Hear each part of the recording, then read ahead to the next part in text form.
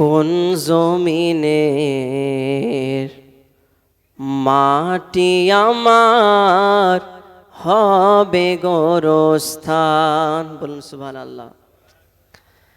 কাদেরই চোখের জলে আমি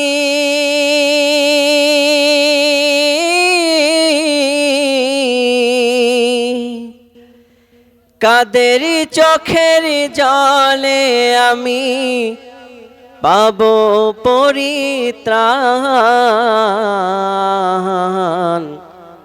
কোন জমিনের মাটি আমার হবে গোরস্থান। কোন জমিনের মাটি আমার হবে গোরস্থান। কারা আমায় গোসল দেবে, কে আনিবে কাফন। কারা আমায় কেঁদে কেঁদে করে দেবে দাফন। কারা আমায় গোসল দেবে, কে আনিবে কাফন।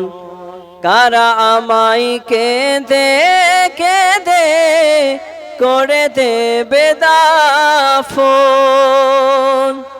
কারা আমার পাশে বসে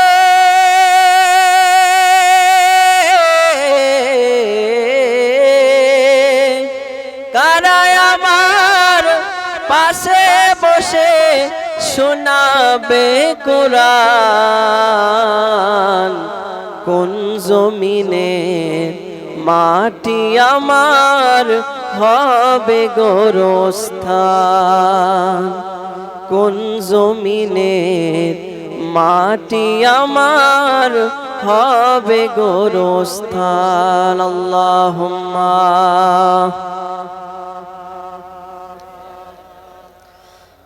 মাওলানা মুহাম্মদ ওয়া আলা আলিহি মাওলানা মুহাম্মদ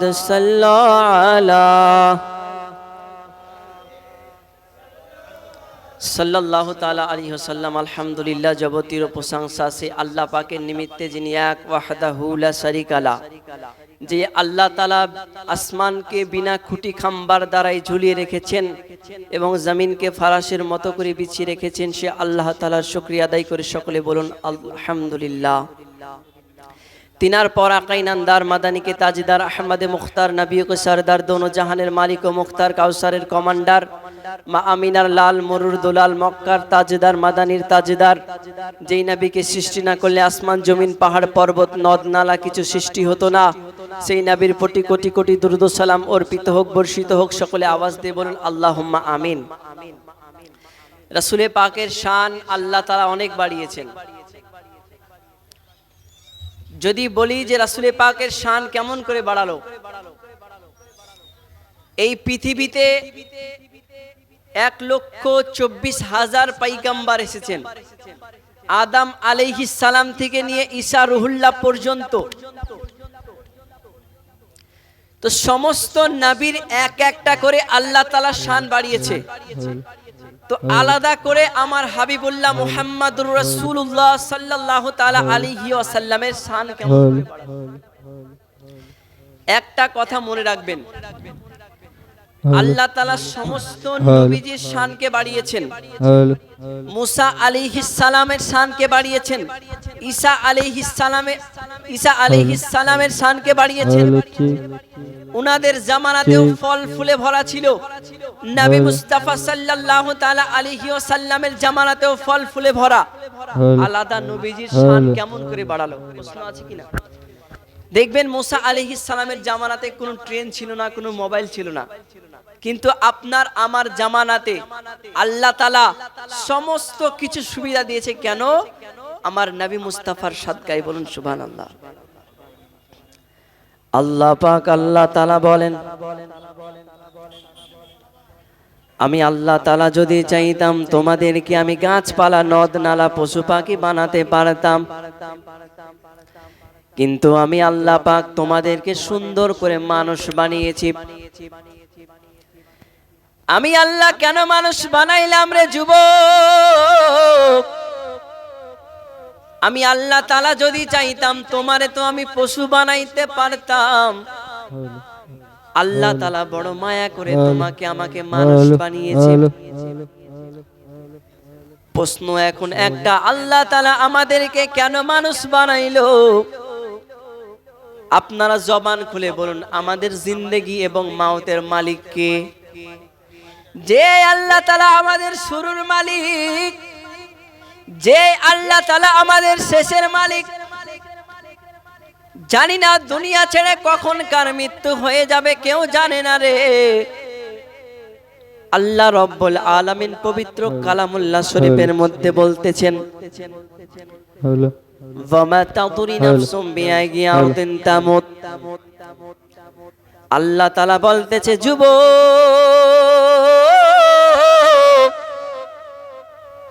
তোমার মরণ যেখানে আমি আল্লাহ লিখেছি, তোমার মরণ সেখানেই গিয়ে হবে। বলুন সুবহানাল্লাহ। আল্লাহ তাআলা বলতেছে, ও আমার বান্দারে, এই দুনিয়াতে তোমাদেরকে আমি সারাটা জীবনের জন্য পাঠাই নাই। কেউ যদি বিদেশের মাটিতে মারা যায়, পাড়ার লোকজন বলে তোমার সন্তান বিদেশে না গেলে মারা যাইতো না, বলে কি বলে না? তোমার সন্তান যদি আগুনে না পুড়ে যেত মারা যাইতো না রে। তোমার সন্তানটা যদি পানিতে না যেত মারা যাইতো না। কিন্তু আল্লাহ বলে, পৃথিবীর মানুষ, ও পৃথিবীর মানুষ, আমি আল্লাহ তাআলা তোমার মরণ যেখানে লিখেছি, তোমার মরণটা পায়ে হেঁটে গিয়ে সেখানেই হবে। বলুন সুবহানাল্লাহ। চলুন আমি আলোচনার দিকে নিয়ে যাই। আল্লাহর নবী মসজিদে নববীতে বসে আছেন। হঠাৎ একজন সাহাবী নবীজির কাছে আসলেন, ইয়া রাসূলুল্লাহ, আমার সালাম খানা গ্রহণ করবেন গো নবী। আমার নবী বলতেছেন, সাহাবী কি কথা বলো, তোমার মুখটা কেন, তোমার চেহারাটা কেন মলিন দেখা যায়? আমার নবী মুস্তাফা বলতেছে, ও সাহাবা ইকরাম, আমার সাহাবার চেহারাটা কেন মলিন দেখা যায়? ইয়া রাসূলুল্লাহ, ইয়া হাবিবাল্লাহ, নবী গো, মদিনার সরজমিনে একটা নতুন কবরস্থান তৈরি হয়েছে গো ইয়া রাসূলুল্লাহ, আপনাকে জিয়ারতের জন্য ওইখানে যেতে হবে। আমার নবী মুস্তাফা আবু বকর সিদ্দিক রাদিয়াল্লাহু তাআলা আনহুকে সঙ্গে নিয়ে, হযরত আলী রাদিয়াল্লাহু তাআলা আনহুকে সঙ্গে নিয়ে রওনা দিয়েছেন ওই গোরস্থানের দিকে। যাওয়ার পরে নবী আমার দাঁড়ায়া দাঁড়ায়া দেখতেছেন মদিনার সরজমিনে গোরস্থানের মাঝে এক একটা যুবক যাদের ইন্তেকাল হয়েছে, তারা জান্নাতের বাগিচায় শুয়ে শুয়ে আল্লাহর ইবাদত করতেছে। ওগো হাবিবুল্লাহ, আপনি সমস্ত কবরবাসীদেরকে দেখে মুচকি মুচকি হাসি দিলেন গো নবী, কিন্তু আমার দেখলেন একটা কবরের মাঝে একটা ব্যক্তির আযাব চলতেছে। আমার নবী মুস্তাফা ডাক দিয়ে বলে, ওরে আমার সাহাবায়ে কেরাম, এই কবরবাসীদের যত আত্মীয় স্বজন আছে গো, সমস্ত আত্মীয় স্বজনকে তুমি কবরের মাঝে ডেকে নাও। কারো বাবা চলে গেছে, কারো মা চলে গেছে, কারো সন্তান হারা, কারো বাবা হারা, কারো সন্তান হারা, জানি না কতজন দুনিয়া ছেড়ে চলে গেল। তোমরা এক একজন ব্যক্তিকে এক একজন কবরের পাশে দাঁড় করাও। নবী আমার নির্দেশ দিতেছেন, এক একটা যারা গ্রামের মানুষ আছে, যাদের আত্মীয় স্বজন ইন্তেকাল করেছে, তাদের পাশে দাঁড়াতে বলো। তো সমস্ত কবরবাসীদের মাঝে যাদের আত্মীয়, কারো বাবা হারা, কারো সন্তান হারা কবরের পাশে দাঁড়িয়ে গেছেন এবং একটি কবরের মাঝে আযাব চলতেছে, সেই কবরে কিন্তু কেউ আসে না। আমি শুধু বোঝাতে চাইছি নবী মুস্তাফা উম্মতের প্রতি কত মায়া। একজন সন্তান তো, একজন মা একজন সন্তানকে অনেক ভালোবাসে, কিন্তু রাসূলে পাক একজন মায়ের চাইতো একজন উম্মাদকে বেশি ভালোবাসে, বলুন সুবহানাল্লাহ। তো সমস্ত কবরবাসীর পাশে আপন আপন আত্মীয় এসে দাঁড়ালেন।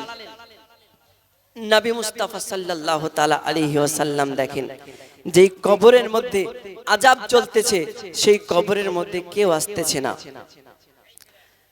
কিন্তু আমার নবী মুস্তাফা কিছুক্ষণ পরে দেখেন একজন মা জননী লাঠি নিয়ে ভর করতে করতে সেই সন্তানের পাশে এসে দাঁড়ায় গেলেন। নবী মুস্তাফা জিজ্ঞাসা করতেছে, মা এটা তোমার কে লাগে, এটা তোমার কে হয়? মা জননী বলতেছে, এটা হলো আমার সন্তান, বলুন সুবহানাল্লাহ। ইয়া রাসূলুল্লাহ, নবী গো এটা আমার সন্তান। সমস্ত আত্মীয় স্বজনকে আপনি ডেকেছেন গো নবী। এ মা জননী বলতেছে, ইয়া রাসূলুল্লাহ, ইয়া হাবিবাল্লাহ, নবী গো আমার সন্তানটা জানি কেমন রয়েছে আমি জানি না। আমার নবী বলেন, ও মা তোমার সন্তানটা কবরের মধ্যে জাহান্নামের আগুন, তোমার সন্তানটা জাহান্নামের আগুনের মাঝে জ্বলতেছে গো মা। মা জননী অনেক খুশি হয়ে গেছে, অনেক খুশি, অনেক খুশি। আজকে যদি একটা মায়ের সন্তান যদি কষ্ট পেয়ে যায়, মারও কষ্ট হয়, কিন্তু একটা সন্তান যদি কষ্ট পায়, মার কখনো কষ্ট হয় না রে। ইয়া রাসূলুল্লাহ, ইয়া হাবিবাল্লাহ গো আমি আজকে অনেক খুশি। আমার নবী বলতেছেন, ও মা জননী শুনে নাও, আজকে তোমার সন্তান জাহান্নামের আগুনে জ্বলতেছে, তুমি কেন এত খুশি হলে গো মা? মা জননী বলতেছে, ইয়া রাসূলুল্লাহ, নবী গো আমার সন্তানটারে আমি কত কষ্ট করে লালন পালন করেছি গো নবী। আজকে আমার সন্তানটারে আমি 9টা মাস পেটের মাঝে রাখলাম গো ইয়া রাসূলুল্লাহ। আমার সন্তানটা যখন পেটের মাঝে লাথি মারে, আমি মা সহ্য করতে পারি না, আমার চোখ দিয়ে পানি ঝরে। গ্রামের বোনকে বলি, মা গ্রামের বোনকে বলি, বোন আমার চোখ দিয়ে পানি ঝরে একটাই মাত্র কারণ, আমার সন্তানটা পেটের মাঝে জিন্দা আছে। ইয়া রাসূলুল্লাহ, নবী গো আমার সন্তানটারে আমি কত কষ্ট করে লালন পালন করেছি গো নবী। যদি ডানে পেশাব করে দেয়, বামে নিয়েছি গো ইয়া রাসূলুল্লাহ। যদি বামে পেশাব করে নেয়, বুকের মাঝে নিলাম, বুকের মাঝে পেশাব করে দিলে গো নবী আমার সন্তানটারে আমি সব সময় ভালো রেখেছি গো নবী। আজকে আমার যে সন্তানটা কবরের মাঝে আগুনের মধ্যে জ্বলতেছে গো ইয়া রাসূলুল্লাহ, এই সন্তানটা আমারে লাথি মেরেছে। নবী গো, নবী গো, নবী গো আজকে আমার সন্তানটার জন্য আমি যাই নামাজ বিছায়া দোয়া করে, মাওলা আজকে আমার সন্তানটা আমার লাথি মেরেছে গো নবী। আজকে আমার সন্তানটারে কত কষ্ট করে লালন পালন করলাম, তার আব্বা জান কত কষ্ট করে বিদেশের মাটিতে পা ফেলে ঘাম ঝরিয়ে ঝরিয়ে সন্তানের মুখের দিকে তাকায়া তাকায়া কষ্ট করে, পরিবারের মুখের দিকে তাকায়া তাকায়া আমার আব্বা জান কখনো নিজের কথা ভাবে না রে যুবক। আব্বা জান সন্তানের দিকে তাকায়া তাকায়া কখনো পরিবারের দিকে তাকাই না। ইয়া রাসূলুল্লাহ, নবী গো আমার সন্তানের জন্য আমি দোয়া করেছিলাম গো আল্লাহ, আজকে আমার সন্তানটারে আমি কষ্ট করে লালন পালন করেছি। ইয়া রাসূলুল্লাহ, আমার সন্তানটা আমার লাথি মেরেছে, ওগো আল্লাহ আমার সন্তানটারে মরণের পরে তুমি জাহান্নামের মাঝে দেবে।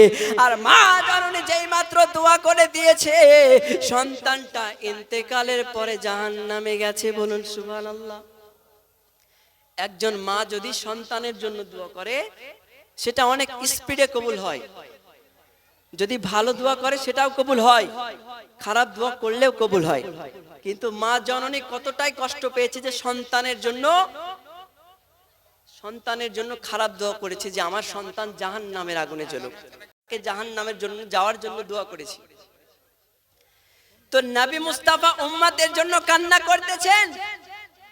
মা জননী চাইছে যে আমার বেটা আমার সন্তান জাহান্নামের আগুনে জ্বলুক, কিন্তু নবী মুস্তাফা চায় আমার উম্মতি জান্নাতের মধ্যে যাক। বলুন সুবহানাল্লাহ।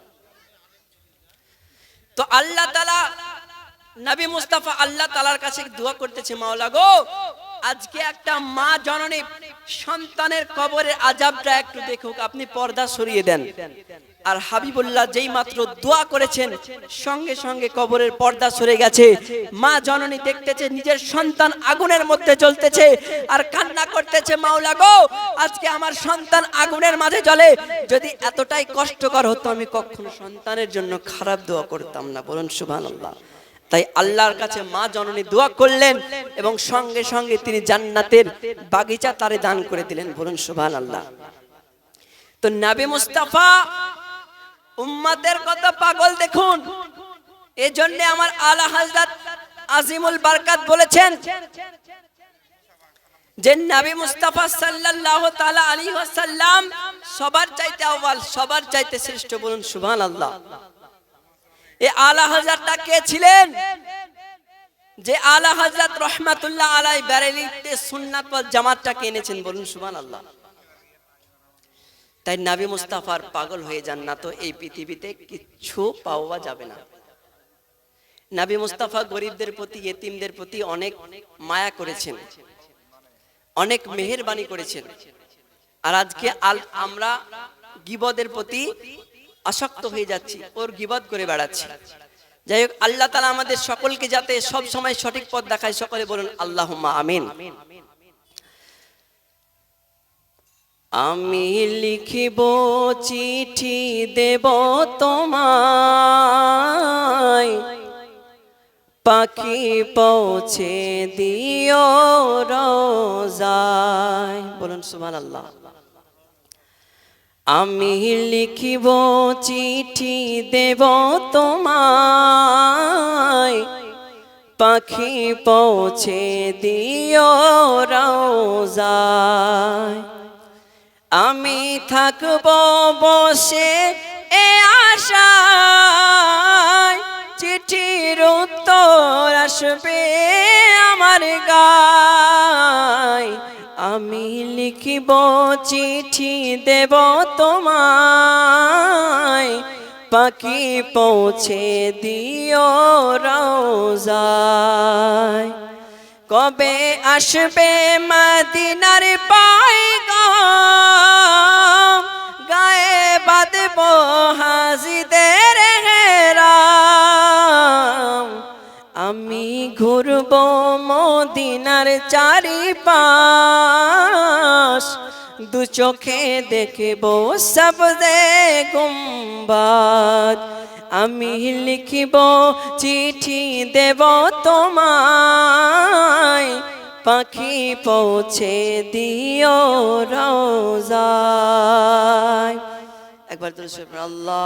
যেই নবী মুস্তাফা কবরের সাথী, যেই নবী মুস্তাফা হাসরের সাথী, যেই নবী মুস্তাফা ইহকালের সাথী, যেই নবী মুস্তাফা পরকালের সাথী, যেই নবী মুস্তাফা সুখের সাথী দুঃখের সাথী, এক কথাই।